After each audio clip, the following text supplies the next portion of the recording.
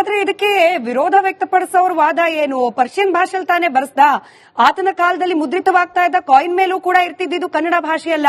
ನಿಜಕ್ಕೂ ಕನ್ನಡ ಕರ್ನಾಟಕಕ್ಕೆ ಈತನ ಕೊಡುಗೆ, ಹಾಗೆ ಅದ್ರ ಬಗ್ಗೆ ಆತನ ಮೆಚ್ಚುಗೆ ಅಪಾರವಾಗಿದ್ದಿದ್ರೆ ಕನ್ನಡದಲ್ಲಿರ್ಬೇಕಾಗಿತ್ತು ಎಲ್ಲಾ ಕೃತಿಗಳು. ಹಾಗೆ ಹೈದರ್ ಅಲಿಯ ಸಮಾಧಿಯ ಮೇಲೆ ಕನ್ನಡದಲ್ಲಿ ಬರೆಸಬೇಕಾ? ಇದು ಮೊಂಡುವಾದ ಅನ್ಸಿದ್ರು ಕೂಡ ಈ ರೀತಿಯ ವಾದ. ಬಟ್ ಸ್ಟಿಲ್ ನನ್ನ ಪ್ರಶ್ನೆ ಸರ್, ಹೈದರ್ ಅಲಿ ಹಾಗೆ ಟಿಪ್ಪು ಸುಲ್ತಾನ ಇಬ್ಬರಿಂದಾಗಿಯೇ ಕೊಡುಗೆ ಹೆಚ್ಚು ಅಂತ ಹೇಳಿ ನೀವು ಮಾತನಾಡ್ತಿರೋ ಸಂದರ್ಭದಲ್ಲಿ ಈಗ ಆತನನ್ನ ಮತಾಂಧ ಅಂತ ಕರೆಯುವವರು ಹೈದರ್ ಅಲಿಯನ್ನ ಮತಾಂಧ ಅಂತ ಕರೆಯೋದಿಲ್ಲ.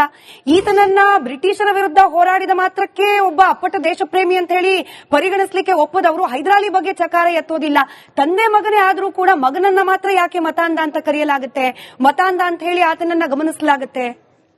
ನೋಡಿ, ನಿಮ್ಮ ರಾಜಕಾರಣದ ಬೇಳೆ ಬೇಯಿಸಿಕೊಳ್ಳುವ ಸಲುವಾಗಿ ಭೂತದಲ್ಲಿ ಕರಗಿ ಹೋದ ಅಥವಾ ಭೂಮಿಯಲ್ಲಿ ಅಡಗಿ ಹೋದ ಒಂದು ಕಾಲದ ಒಬ್ಬ ರಾಜನನ್ನ ಮತ್ತೆ ಗೋರಿಯಿಂದ ಹೊರಗೆ ಎಳೆದು ತಂದು ನಿಮ್ಮ ಚಪಲಗಳಿಗಾಗಿ ಅಥವಾ ನಿಮ್ಮ ರಾಜಕಾರಣದ ಅಧಿಕಾರ ಪೀಠವನ್ನು ಭದ್ರ ಮಾಡಿಕೊಳ್ಳುವ ಸಲುವಾಗಿ ನೀವು ಆತನ ಮೇಲೆ ಆರೋಪಗಳನ್ನು ಹೊರಿಸೋದಿದೆಯಲ್ಲ, ಅದೇ ಅಸಹ್ಯದ ಮತ್ತು ಅತಿರೇಕ.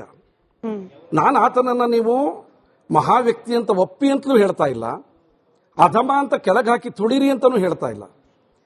ಟಿಪ್ಪುವಿನ ಕಾಲದ ಎಲ್ಲ ತಪ್ಪುಗಳನ್ನ ಮತ್ತು ಒಪ್ಪುಗಳನ್ನ ಸರಿಯಾದ ತಕ್ಕಡಿಯಲ್ಲಿ ಇಟ್ಟು ನಿಷ್ಕರ್ಷೆ ಮಾಡಬೇಕಾದ ಅಗತ್ಯ ಇವತ್ತಿದೆ. ಅದನ್ನು ಬಿಟ್ಟು ನೋಡಿ, ನೀವು ಅವನ ವಿರುದ್ಧ ಮತಾಂಧ ಎನ್ನುವ ಒಂದು ಶಬ್ದ ಪ್ರಯೋಗವನ್ನು ಮಾಡಿದ್ರಿ. ನೀವು ಮಾಡಿದ್ರಿ ಅಂತ ಹೇಳಿದ್ರೆ ಯಾರು ಆರೋಪಿಸ್ತಾ ಇದ್ದಾರೋ ಅವ್ರು ಮಾಡಿದ್ರು ಅಂತ.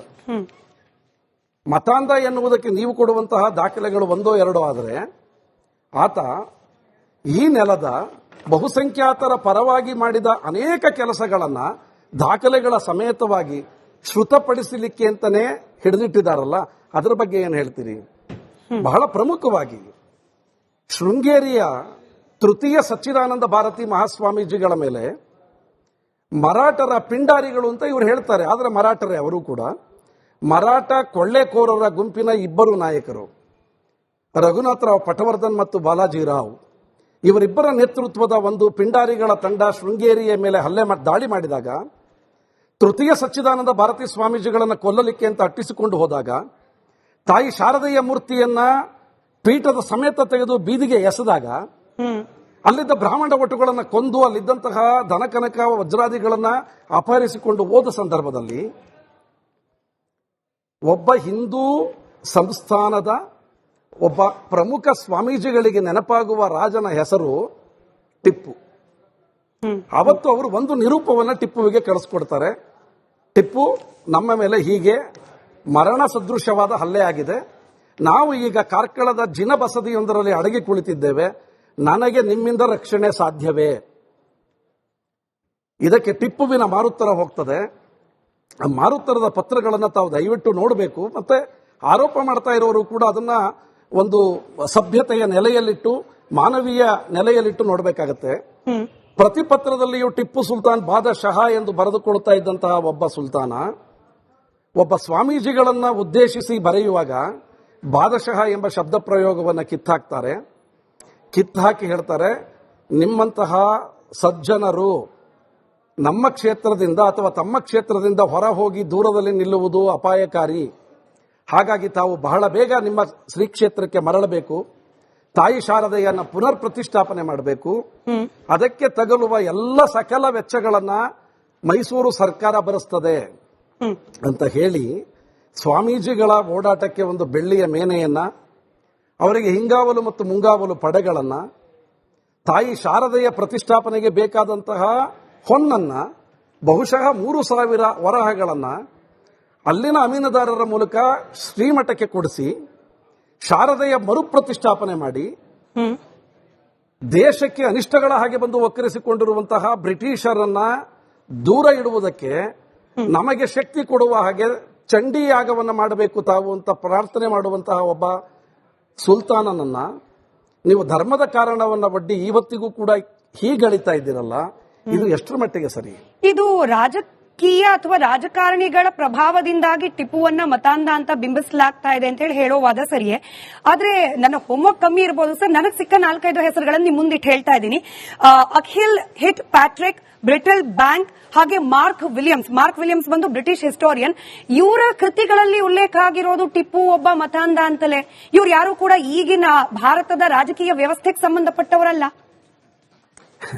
ಅಲ್ರಿ, ನೀವು ಯಾರನ್ನ ವಿರೋಧಿಸ್ತಾ ಇದ್ದೀರೋ, ನಿಮ್ಮ ನಖಶಿಕಾಂತ ದ್ವೇಷ ಯಾರ ವಿರುದ್ಧವಾಗಿ ಇದೆಯೋ, ಯಾರನ್ನ ನಾನು ಈ ನೆಲದಲ್ಲಿ ಇರಗೊಡಲಾರೆ ಅಂತ ಹಠಕ್ಕೆ ಬಿದ್ದಿದ್ದಾನೋ ಆ ಮನುಷ್ಯನನ್ನ ವಿರೋಧಿಸ್ತಾ ಇರುವ ಮಂದಿ ಬರೆದಂತಹ ದಾಖಲೆಗಳಲ್ಲಿ ನೀನು ಸಭ್ಯ, ಪ್ರಾಮಾಣಿಕ, ನೀನು ವೀರ, ಶೂರ, ನೀನು ಮತಾಂಧನಲ್ಲ ಅಂತ ಬರೀಲಿಕ್ಕೆ ಸಾಧ್ಯ ಇದೆಯಾ?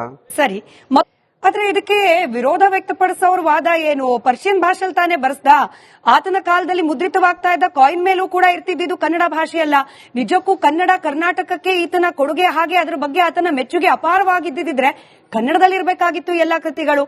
ಹಾಗೆ ಹೈದರ್ ಅಲಿಯ ಸಮಾಧಿಯ ಮೇಲೆ ಕನ್ನಡದಲ್ಲಿ ಬರೆಸಬೇಕಾ? ಇದು ಮೊಂಡುವಾದ ಅನ್ಸಿದ್ರು ಕೂಡ ಈ ರೀತಿಯ ವಾದ. ಬಟ್ ಸ್ಟಿಲ್ ನನ್ನ ಪ್ರಶ್ನೆ ಸರ್, ಹೈದರ್ ಅಲಿ ಹಾಗೆ ಟಿಪ್ಪು ಸುಲ್ತಾನ ಇಬ್ಬರಿಂದಾಗಿಯೇ ಕೊಡುಗೆ ಹೆಚ್ಚು ಅಂತ ಹೇಳಿ ನೀವು ಮಾತನಾಡ್ತಿರೋ ಸಂದರ್ಭದಲ್ಲಿ ಈಗ ಆತನನ್ನ ಮತಾಂಧ ಅಂತ ಕರೆಯುವವರು ಹೈದರ್ ಅಲಿಯನ್ನ ಮತಾಂಧ ಅಂತ ಕರೆಯೋದಿಲ್ಲ. ಈತನನ್ನ ಬ್ರಿಟಿಷರ ವಿರುದ್ಧ ಹೋರಾಡಿದ ಮಾತ್ರಕ್ಕೆ ಒಬ್ಬ ಅಪ್ಪಟ ದೇಶಪ್ರೇಮಿ ಅಂತ ಹೇಳಿ ಪರಿಗಣಿಸಲಿಕ್ಕೆ ಒಪ್ಪದವರು ಹೈದರ್ ಅಲಿ ಬಗ್ಗೆ ಚಕಾರ ಎತ್ತೋದಿಲ್ಲ. ತಂದೆ ಮಗನೇ ಆದ್ರೂ ಕೂಡ ಮಗನನ್ನ ಮಾತ್ರ ಯಾಕೆ ಮತಾಂಧ ಅಂತ ಕರೆಯಲಾಗುತ್ತೆ, ಮತಾಂಧ ಅಂತ ಹೇಳಿ ಆತನನ್ನ ಗಮನಿಸಲಾಗುತ್ತೆ? ನೋಡಿ, ನಿಮ್ಮ ರಾಜಕಾರಣದ ಬೇಳೆ ಬೇಯಿಸಿಕೊಳ್ಳುವ ಸಲುವಾಗಿ ಭೂತದಲ್ಲಿ ಕರಗಿ ಹೋದ ಅಥವಾ ಭೂಮಿಯಲ್ಲಿ ಅಡಗಿ ಹೋದ ಒಂದು ಕಾಲದ ಒಬ್ಬ ರಾಜನನ್ನ ಮತ್ತೆ ಗೋರಿಯಿಂದ ಹೊರಗೆ ಎಳೆದು ತಂದು ನಿಮ್ಮ ಚಪಲಗಳಿಗಾಗಿ ಅಥವಾ ನಿಮ್ಮ ರಾಜಕಾರಣದ ಅಧಿಕಾರ ಪೀಠವನ್ನು ಭದ್ರ ಮಾಡಿಕೊಳ್ಳುವ ಸಲುವಾಗಿ ನೀವು ಆತನ ಮೇಲೆ ಆರೋಪಗಳನ್ನು ಹೊರಿಸೋದಿದೆಯಲ್ಲ, ಅದೇ ಅಸಹ್ಯದ ಮತ್ತು ಅತಿರೇಕ. ನಾನು ಆತನನ್ನ ನೀವು ಮಹಾವ್ಯಕ್ತಿ ಅಂತ ಒಪ್ಪಿ ಅಂತಲೂ ಹೇಳ್ತಾ ಇಲ್ಲ, ಅಧಮ ಅಂತ ಕೆಳಗೆ ಹಾಕಿ ತುಳಿರಿ ಅಂತಲೂ ಹೇಳ್ತಾ ಇಲ್ಲ. ಟಿಪ್ಪುವಿನ ಕಾಲದ ಎಲ್ಲ ತಪ್ಪುಗಳನ್ನ ಮತ್ತೆ ಒಪ್ಪುಗಳನ್ನ ಸರಿಯಾದ ತಕ್ಕಡಿಯಲ್ಲಿ ಇಟ್ಟು ನಿಷ್ಕರ್ಷೆ ಮಾಡಬೇಕಾದ ಅಗತ್ಯ ಇವತ್ತಿದೆ. ಅದನ್ನ ಬಿಟ್ಟು ನೋಡಿ, ನೀವು ಅವನ ವಿರುದ್ಧ ಮತಾಂಧ ಎನ್ನುವ ಒಂದು ಶಬ್ದ ಪ್ರಯೋಗವನ್ನು ಮಾಡಿದ್ರಿ. ನೀವು ಮಾಡಿದ್ರಿ ಅಂತ ಹೇಳಿದ್ರೆ ಯಾರು ಆರೋಪಿಸ್ತಾ ಇದ್ದಾರೋ ಅವ್ರು ಮಾಡಿದ್ರು ಅಂತ.